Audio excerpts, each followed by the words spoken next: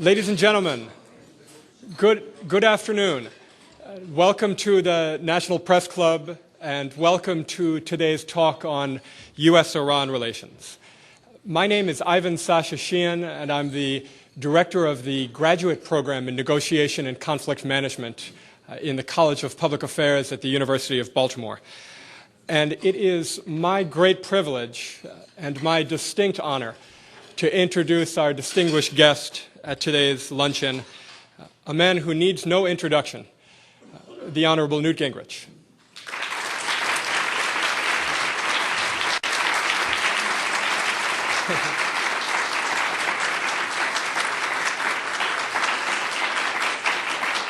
Now, as I said, Speaker Gingrich is a man who needs no introduction, but I'm going to give him one anyways.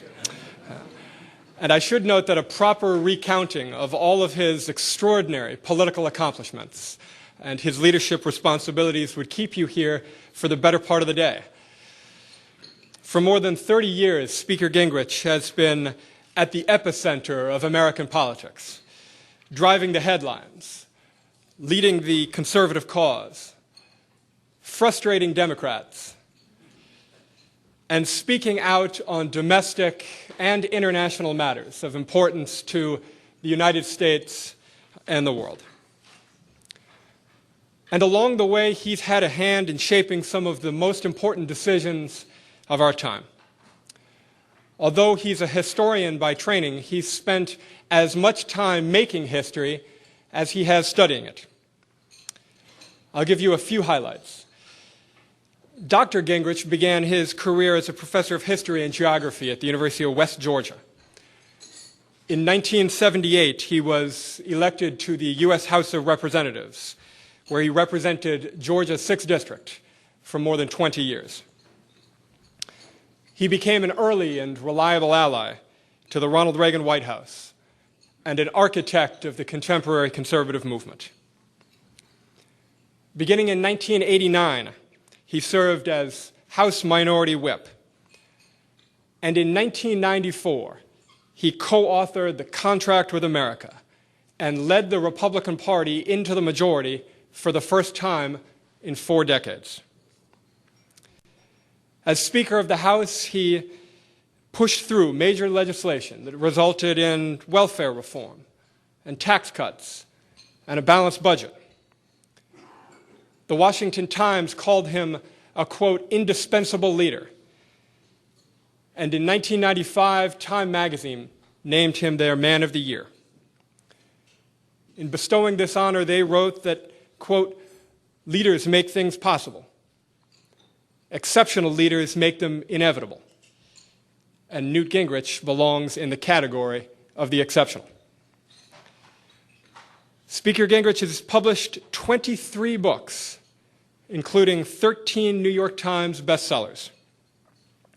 He is today one of the most highly sought-after speakers in Washington and is more fluent on U.S. public policy than just about anyone I can think of.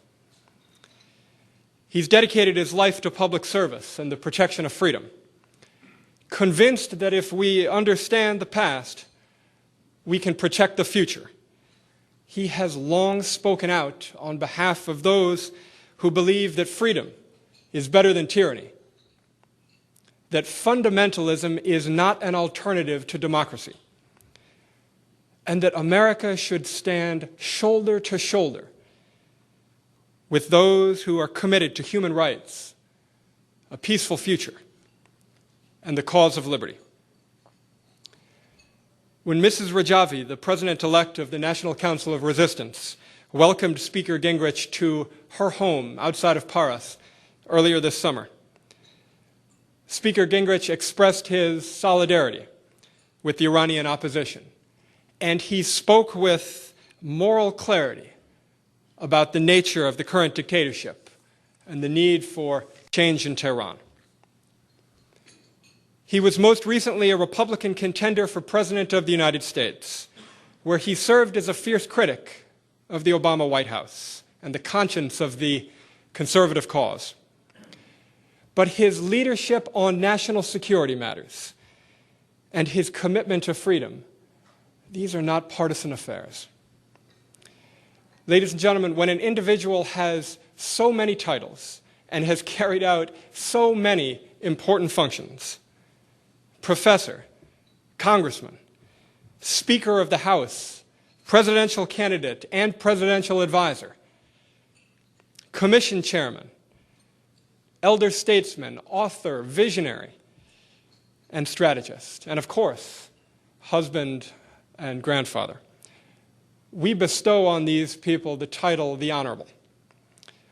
Ladies and gentlemen, please join me in welcoming a friend of the Iranian opposition and an advocate for all of those who believe in freedom, the Honorable Newt Gingrich.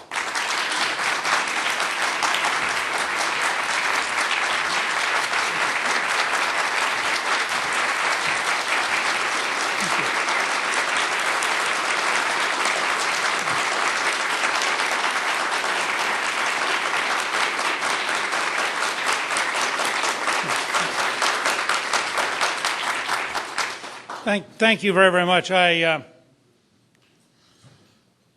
always worry about introductions of that scale because about halfway through them, I start to get excited about listening to the person being described.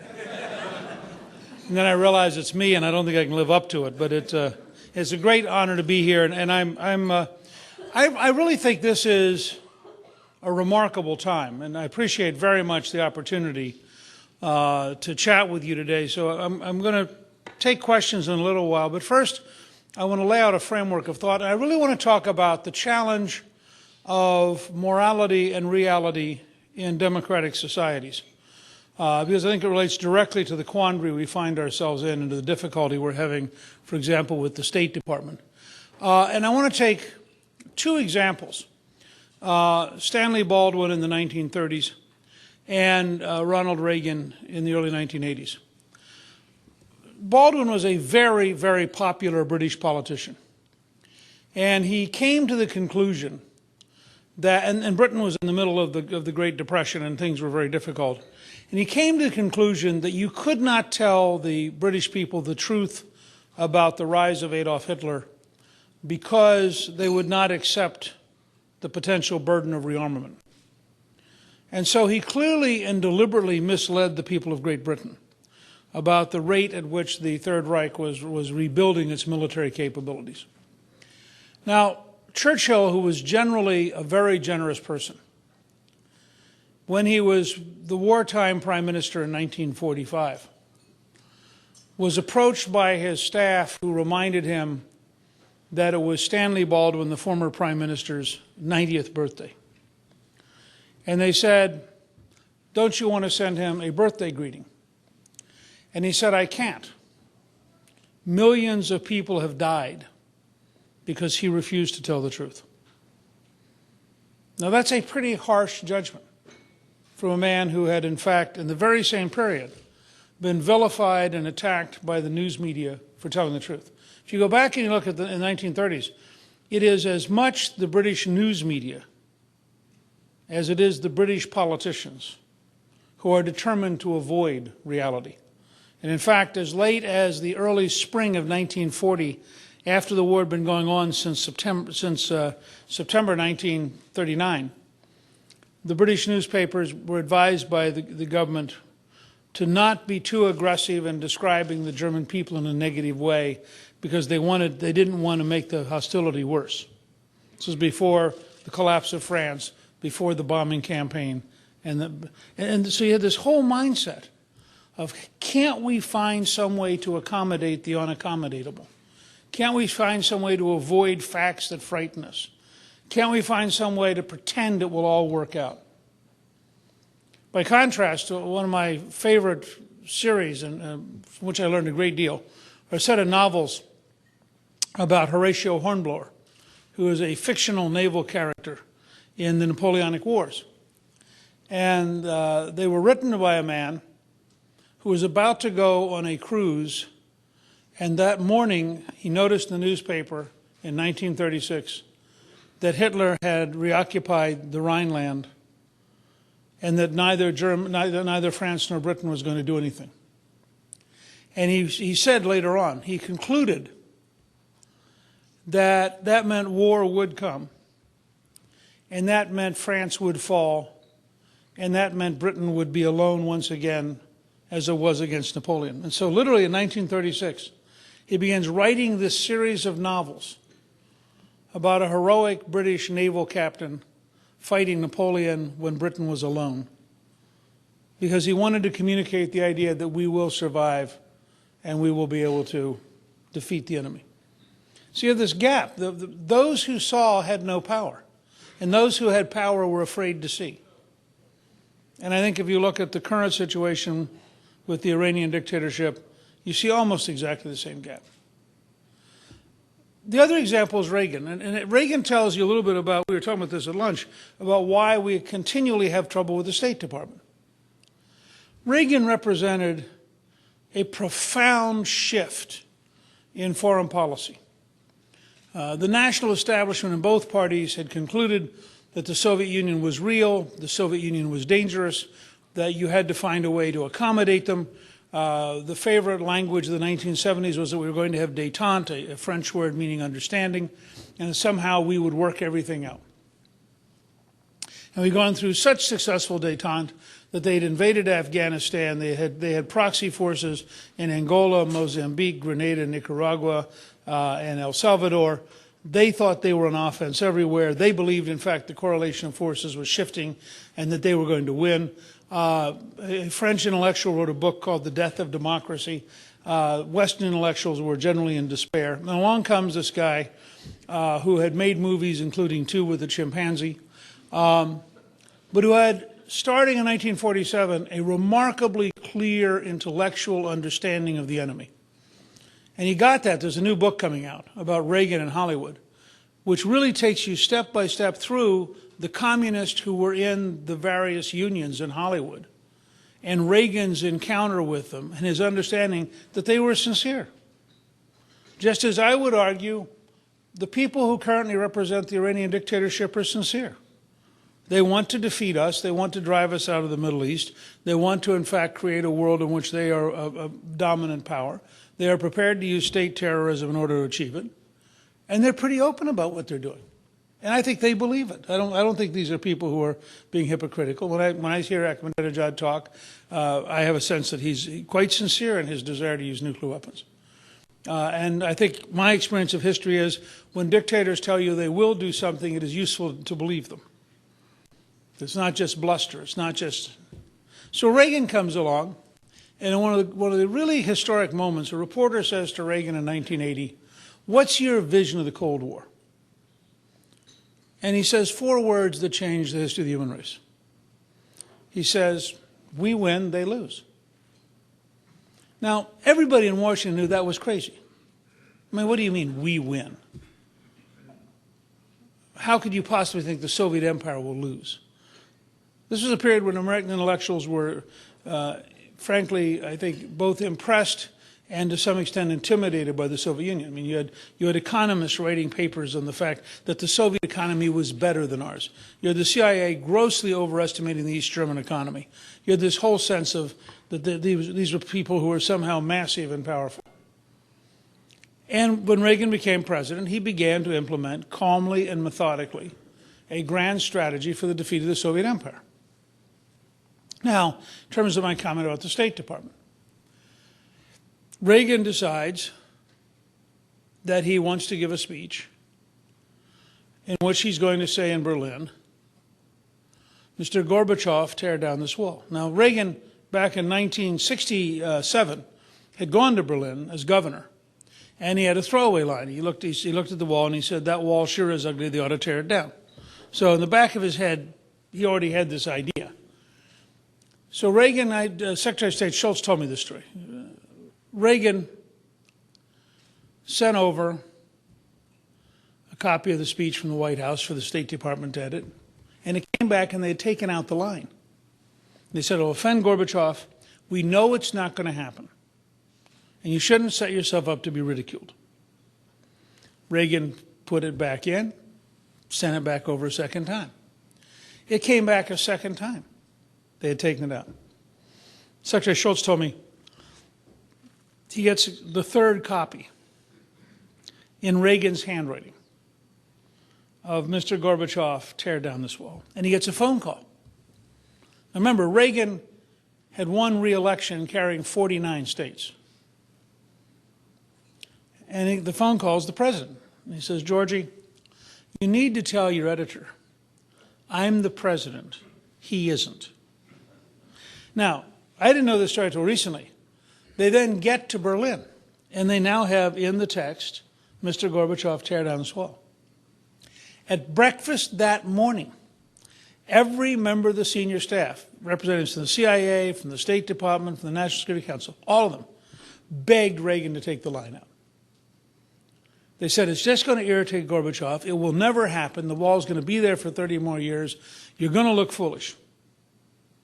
And of course, as all of you know, the wall collapsed 2 years later. Reagan was interviewed that night by Sam Donaldson. Some of you may remember this. Here are the pictures of the Germans crossing the wall, and people are excited, and they're demonstrating, and they're all happy. And Donaldson said, are you surprised? In the classically Reagan model, he said, well, actually, Sam, I always thought there were Germans on both sides. So it never occurred to me that they would mind getting rid of the wall. And it was that simple. It was just over. Now, I'm telling this story because we are in a period, and I wish this was a much bigger part of the presidential campaign. We're in a period where we need to have a really serious conversation about morality and reality, which actually, when correctly done, come together. Reagan's policy of defeating the Soviet Empire was both morally correct and actually very realistic. Churchill's position of understanding who Hitler was both morally correct and, if implemented in 1935, would have saved millions of lives. And so it was actually realistic. And we're in a period of total confusion in this city. Let me just give you the most recent example. Now, this is a topic they were reminding me. If you go back and check my career, I have been around a long time. As Reagan once said, I knew Thomas Jefferson. And Thomas Jefferson would have been against the Iranian dictatorship. So I've done this for a long time. I mean, I first became concerned about the dictatorship in 1979 for fairly obvious reasons. I mean, any dictatorship which sponsors the violation of international law in order to hold Americans hostage for 440 days is probably a regime which, in fact, has enormous potential to become dangerous. And there's a new book out by Bob Kaplan in which he talks about the pattern of geography and long-term historical facts. Iran is a big country. Iran is a country of enormous resources. Iran is a country with a culture that is very dynamic and very proud and very energetic. The idea that you could safely allow a fanatic dictatorship to isolate itself from the world and not watch great danger emerge requires repudiating everything we know about thousands of years of history on the Iranian plateau. I mean, it just makes no sense at all. If you look at the geography of the region, Iran ultimately has an impact everywhere, from the Persian Gulf to Afghanistan to Pakistan to Central Asia. The fact is, this is a country with whom any serious world leader has to be aware and has to take into account and has to think about on a regular basis. So as a former historian, I guess you're always a historian once you're a historian, but as a former practicing historian, as early as 1979, I was concerned about the dictatorship. In the 1980s, watching them in Lebanon, it was clear that they had become a very sophisticated exporter of terrorism. Now, there's nothing that has changed in the current dictatorship. It is a fanatic imposition on the people of Iran by a power structure determined to create a future radically unacceptable to the United States. And we ought to be, so the reality part of this ought to be pretty straightforward. These are people who are not going to change. They didn't seize power over 30 years ago in order to be negotiated with by our State Department and give up their identity. And so you have to start with, what are the negotiations going to be like? They will be drawn out. They will be dishonest. They will involve all sorts of placating comments as long as they have no meaning. But the idea that we are somehow going, and there are two problems with the current strategy. One, that we think they're going to give in, and two, that we think you can indirectly threaten them enough to get them to change their fundamental nature. I don't believe that's going to happen. And so, if you just look at the recent meeting in Tehran of the non-aligned nations, which in many ways is a meeting of people who'd like to criticize the United States, you have 120 plus countries represented. This is after we've spent years isolating the regime. You have the Secretary General of the United States, of the United Nations there. This is after we've isolated the regime. I mean, at what level does the Washington establishment have to lie to itself to live through stuff like this and not look up and say, gee, that's not working? And that's where we are. It's a very serious, very long-term problem. Now, I believe there are two unacceptable futures and only one acceptable future. One unacceptable future is the current dictatorship getting nuclear weapons. And I believe that is an enormous threat. I will also say in passing, if you have a worry about weapons of mass destruction, the degree to which we are in danger, and the Israelis are in danger, and frankly, almost everybody's in danger, from the Syrians losing control of their chemical warfare stock is a very immediate problem, and one which I think this administration is greatly underestimating. The Syrians have an enormous supply of chemical weapons. And there's a very, very grave danger that they're going to fall into hands of people who are going to be very eager to use them in ways that could really be very bad. And so that's an immediate short-term problem. Of course, Syria is an ally of Iran. And there's no question the Assad regime is desperately dependent on Tehran right now for weapons, for money, for moral support. And we should have a strategy of blocking all of the airplane flights and eliminating the ability of the Iranians getting equipment and supplies to Assad, which would accelerate the end of that fight in Syria. So one future is we keep playing diplomatic games. They keep lying to us. One morning they have nuclear weapons. And I think there's a very real danger they'll use them. There's also a very real danger that they'll just lose one or two. You know, one morning they announce, oh, we're shocked. There's a nuclear weapon gone. We don't know what to do with it. If it shows up somewhere in the world, it'll be despite our best efforts. I think that's a very dangerous. Remember, just because we're sophisticated and we believe in very expensive solutions, and so we build ICBMs, doesn't mean you have to deliver a weapon that way. You can deliver a nuclear weapon in a container. In fact, there's been a RAND study of what would happen if a nuclear weapon went off in Long Beach in a container ship. And it's pretty horrifying. And this is not a game. This is not even 9/11. Add 2 zeros, and you begin to have some idea what could be at stake here. So one totally unacceptable future should be an Iranian nuclear weapon.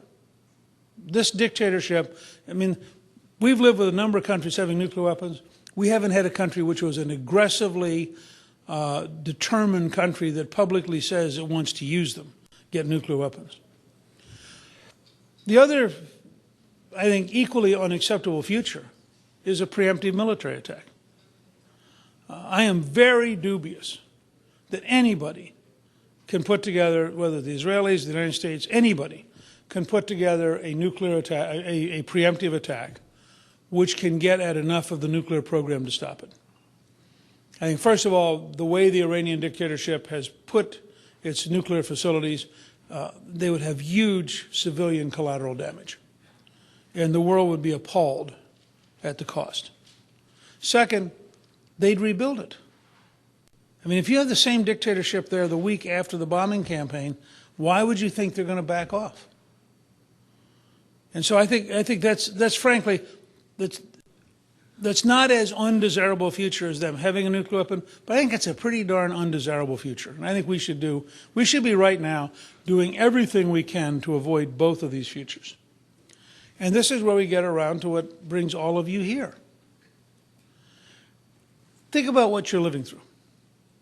In Libya, a large number of people, many of whom we know actually fought against the Americans in Iraq, get weapons and run around killing Gaddafi's people. And do we list them as a terrorist organization? Do we say, no, no, these are untouchables? No. We end up covertly helping them, and ultimately end up overtly helping them. In Syria, there are all sorts of people we don't know who are running around killing Assad's government. Do we say this is clearly inappropriate behavior? No. We're providing all sorts of covert support, and I think we clearly now hope that Assad will disappear. Yet, faced with a dramatically, Libya was not a threat to us. The truth is, Syria is not, they're a little bit of a threat to Israel. They're not a threat to the United States. Faced with a dictatorship which is a threat to us, what do? We isolate the most effective ally we had in the Iranian people and decide they are unacceptable. And this is why I started with the Reagan story about the State Department and the speech he gave. We have had a history in our State Department of finding every plausible excuse to avoid being effective.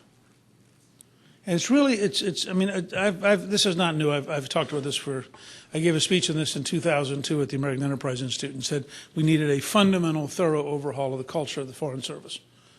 Because this makes no sense at all. An America that understood how dangerous the dictatorship is would be actively working with the MEK and would be actively, candidly working with every possible group that showed up. I mean, every ethnic group, and as all of you know, Iran has a very wide range of ethnic groups. Every student group, every unionized group, I mean, you name it. I mean, if it was bus drivers for freedom, I'd be for helping them. Now, I feel this particularly because Clist and I did two movies. We did a movie about Reagan called Rendezvous with Destiny, and then we did a movie about John Paul II going back to Poland called 9 Days That Changed the World. Now we were faced with a Soviet empire that was massive, totalitarian, and very, very dangerous, with thousands of nuclear weapons. The Pope, Prime Minister Thatcher, and President Reagan designed a strategy to replace the regime. And it took a decade of struggle. But they literally broke the Soviet empire. Now, the idea that we could not design a strategy against a dictatorship in Tehran, a dictatorship which can't deliver economically, oppresses its people, based on everything I've seen, has lost the overwhelming majority of people under 40, now want change. And the fact that we can't come together and say we should all be on the same side makes no sense at all. And this is why I think on a bipartisan basis, you now see 90 people in the House sponsoring a resolution to recognize that the MEK is in fact an ally of ours against a regime that we cannot tolerate. And I think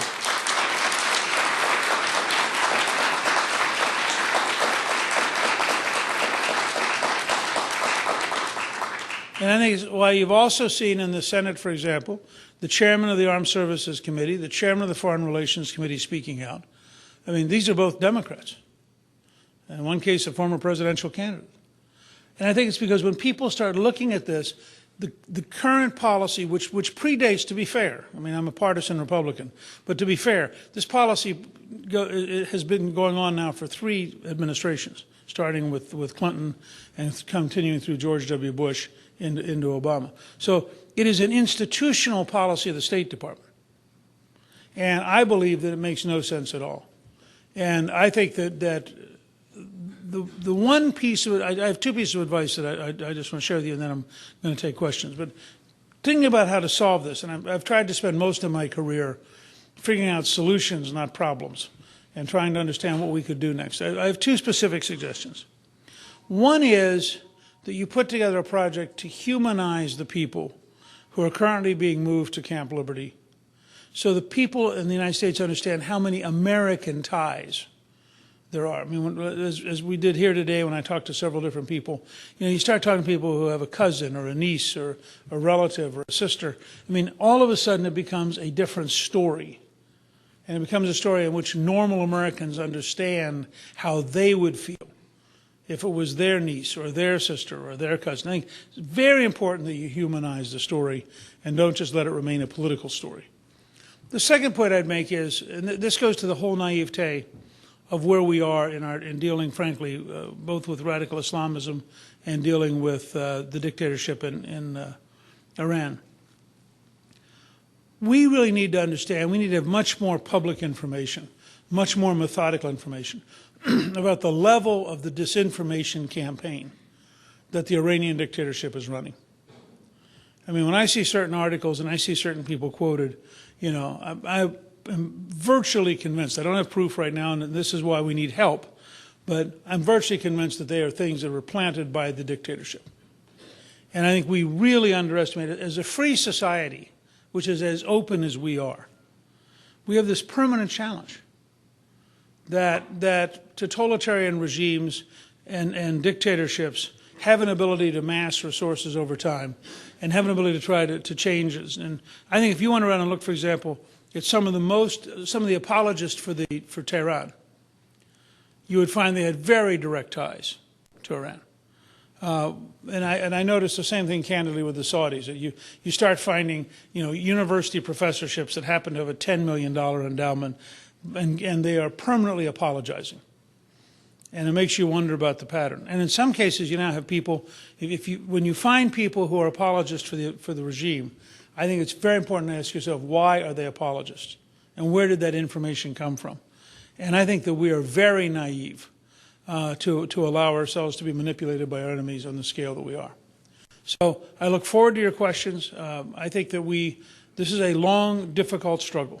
And I know for some of you, you've been at it a good while. I wish it could be faster and simpler. All I can report in closing is, this probably won't make you all feel all that much better, but Reagan encounters genuine communists in Hollywood in 1947. The Soviet Empire disappears Christmas of 1991.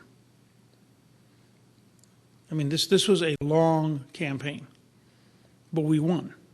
And we won because the American people came to understand reality, and we came to sustain an effort that we sustained it for a long time.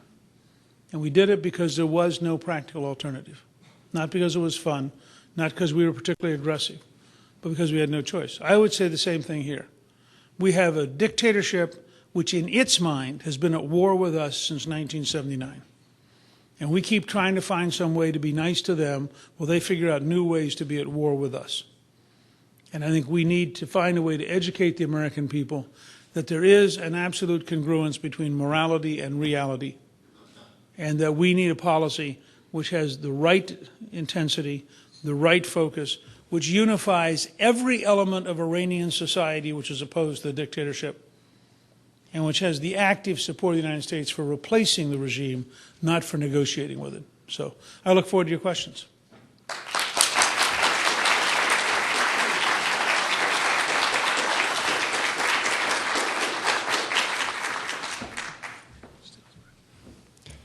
Mr. Speaker, you can tell from the enthusiasm in this room that there are lots of questions for you. It's a rarity to hear a leader speak with such clarity, and it's refreshing to hear. And what I'm going to ask is that everybody has note cards on their table.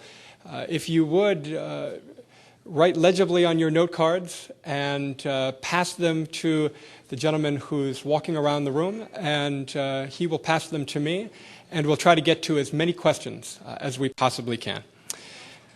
Now, the beauty of my job today is I will pose the first question. Mr. Speaker, as you know, tomorrow we will commemorate the anniversary of the 9/11 attacks. And there is a view today, a growing and emerging bipartisan view that Iran, the Islamic Republic of Iran, is the primary fountainhead of terrorism in the modern world and the greatest purveyor of fundamentalism. There's also a growing bipartisan consensus that no package of concessions will dissuade Iran from its current course. Just a few days ago, our neighbors to the north, the government of Canada, suspended relations diplomatic relations with the government of Iran, and they called Iran the greatest threat to peace and security in the world today. And I wonder if you have some thoughts as to what it would take to get U.S. lawmakers to realize the threat that Iran poses, and then move forward from that premise, and not just the premise that negotiations and conflict management can drag on inevitably. Well, I think that lawmakers increasingly on a bipartisan basis are reaching that conclusion. And I do think what the Canadians did was a pretty dramatic step in the right direction, and we should be encouraging the Europeans to follow suit. But I think, frankly, until after the election, it's very hard in the next. You're not going to get Democrats in a big fight with Obama in the next 60 days. And you're not going to get the Romney team to shift to foreign policy if they can stay on the economy, because they think the economy is what's going to win the election for them. So I think you're going to be in one of two worlds immediately after the election. You're either going to have Obama reelected, in which case I think the key has to be to see how many Democrats at that point start moving legislation for fundamental change.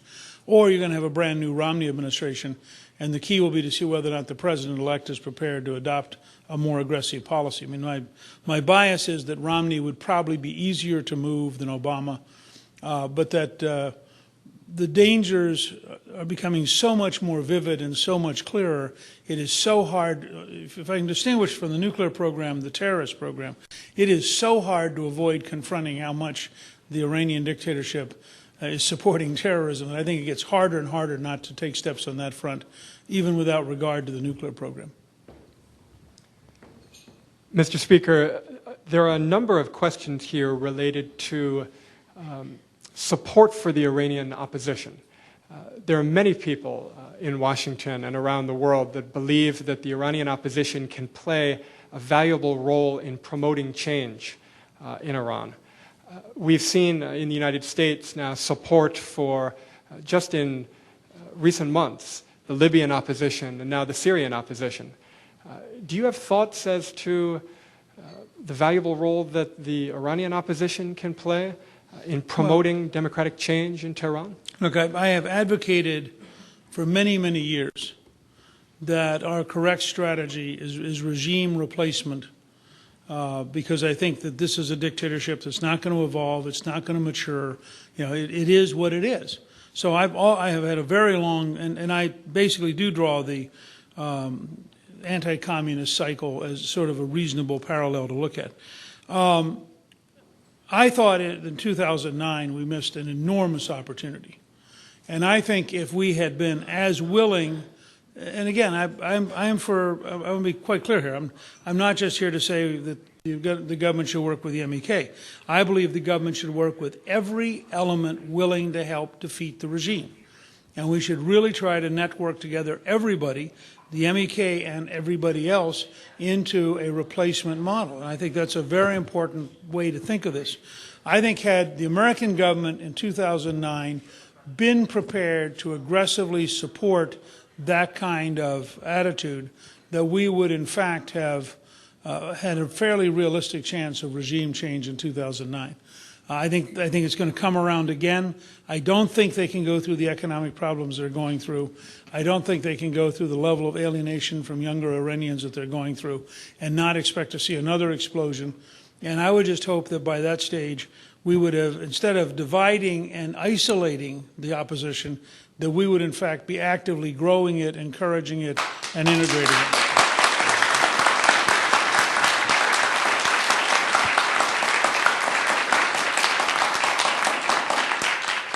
Mr. Speaker, we know that there's the potential, some are even calling it a looming humanitarian crisis in the movement of what are really refugees from Camp Ashraf to Camp Liberty. And we know that the Iraqi government has made the determination that they are in fact closer to the Iranian regime than they are to the United States. What would it take and what will it take to convince U.S. lawmakers that there's not just a national security crisis, but also a potential humanitarian crisis, and that we need to protect the Iranian opposition at Camp Liberty.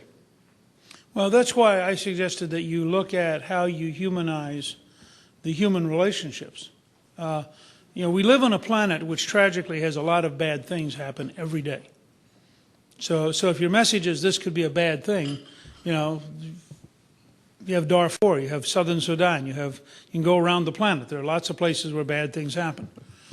If, on the other hand, because there's such a robust and creative and successful Iranian-American community all across this country, if there's a way to identify the human ties, now we're talking about relatives, now we're talking about friends.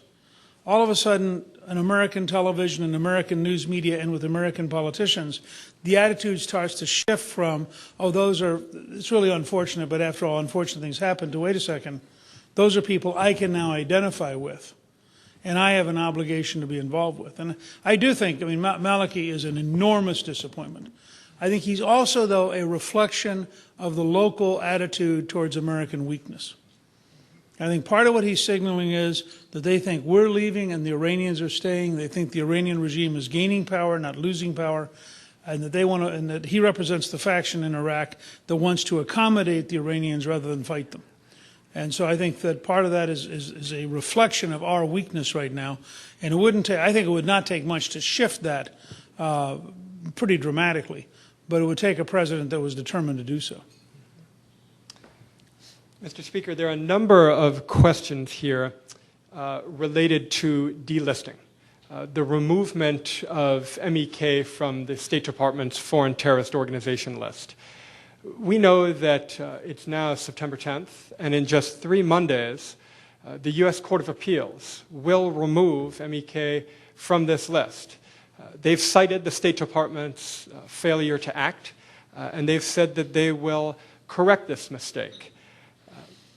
What would you say to your colleagues in Congress or lawmakers here in Washington, D.C. About the need to unchain this resistance, beyond just the designation, the need to unchain this resistance and embrace it to support change? Well, if I were actively running the campaign, I would start with the Canadians. And I would say to every member of Congress, if the Canadians have figured out how bad this regime is, then maybe it's time we did something and didn't just have words. Because the Canadians really offer you a clear moment where you can go back to the Congress. Second, I would say that you ought to try to get the maximum number of signatures on a letter that says, we hope you're going to delist on October 1st because we're going to attach delisting to the State Department Appropriations immediately if you don't.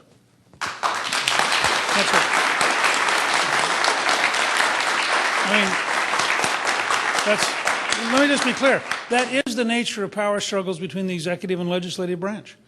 At one point, we fought to save Radio Marti, which the State Department wanted to kill, and so we wrote it into the legislation. And we said, this money has to be spent on this project. It's a big difference between having an earmark for your district back home as pork and having the Congress in a policy fight define the law. And I think that I would start building that particular energy right now so that Secretary Clinton is going to be faced with either the embarrassment of a big fight because they're going to need another omnibus appropriations bill to get through the year. And I think if you had enough people saying, look, we're going to put this amendment on there, you increase the pressure on the State Department pretty dramatically.